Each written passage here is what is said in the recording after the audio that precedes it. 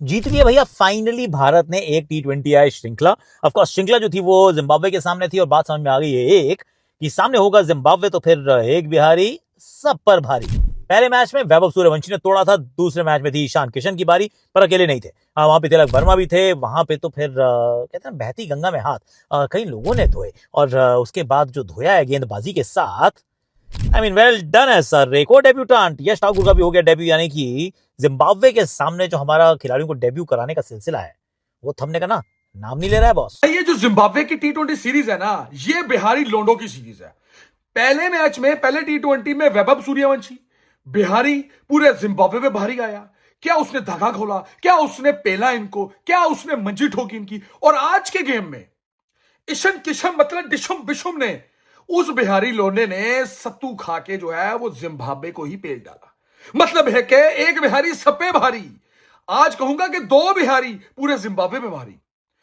ईशन किशन ने क्या लाठीचार्ज किया यार, क्या भर भर के उसने दिए यार। इंडिया इस सीरीज को 2-0 से जीता है दोस्तों। बड़ी मतलब हंसने वाली बात है कि हम ये कह रहे हैं कि मुबारकें हो, इंडिया सीरीज जीता है। लेकिन श्रेयस अय्यर के लिए तो मुबारकबाद होगी, वीएस लक्ष्मण के लिए भी मुबारकबाद होगी, क्योंकि मैं एक डेट देख रहा था कि लक्ष्मण को जब जब हम कहते हैं कि यार एक सीरीज में क्या आप कोच बनकर चले जाएंगे, वो सिर्फ एक सीरीज हारे हैं।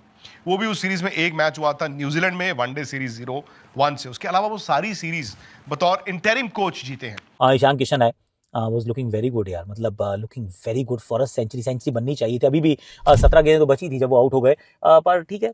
आई थिंक जिस तरीके से हम खेलते हैं, हम कहते हैं ना रोको नहीं ठोको, तो वो ठोको वाला जो अंदाज होता है उसमें फिर आप माइलस्टोन्स के लिए नहीं खेलते हैं, आप उनके बारे में कम सोचते हैं।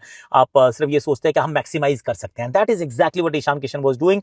और ईशान किशन, हालांकि मैं I was of the opinion, I will be honest, अगर कहीं ये शुरुआती एक मान लीजिए अच्छी साझेदारी हो जाती, हमारे कुछ 80-85 पे एक पहला विकेट गिरता, तो मैं कहता कि ईशान को भेजो ही मत, आप सीधा भेजो रिंकू सिंह को, क्योंकि आपने सेलेक्ट उनको किया और अभी तक आप उनको मौका नहीं दे रहे हैं। आज तिलक वर्मा और आपका ईशन किशन, इन दोनों की बारी देख के ना मुझे जो 5-6 मंथ पहले इंडियन T20 क्रिकेट थी उसकी याद आ गई। मुझे उसकी याद ताजा हो गई। वो जो T20 वर्ल्ड कप में एक मैच में ईशन किशन चलता था तो दूसरे मैच में आपका जो है वो तिलक वर्मा चलता था, तो मजा आता था हार्ड हिटिंग देखने का, मजा आता मजा आता था मैच को लेके चलने का।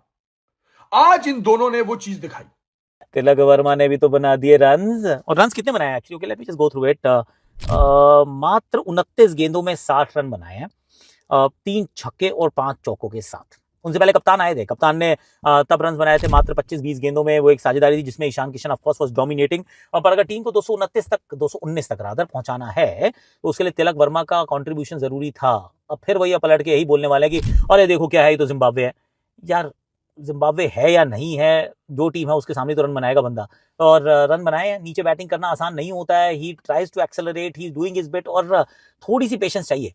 क्योंकि अगर हम हर दूसरे तीसरे मैच की सॉरी हाथ आ गया आगे, अगर हम हर दूसरे तीसरे मैच के बाद, हर एक श्रृंखला के बाद अगर हम वही इस्तीफे मांगने लग जाएंगे और लोगों को कहेंगे बाहर हो जाओ, इनको बाहर कर दो, उनको बाहर कर दो, तो फिर काम कैसे चलेगा यार। देखे आयरलैंड की सीरीज के बाद ना इंडियन फैंस और इंडियन क्रिकेट बोर्ड और इंडियन डगआउट, इनको हर वक्त डर ही लगा रहता है कि यार कहीं हम फिर कोलैप्स ना हो जाए, कहीं हम फिर किसी छोटी टीम से ना हार जाए।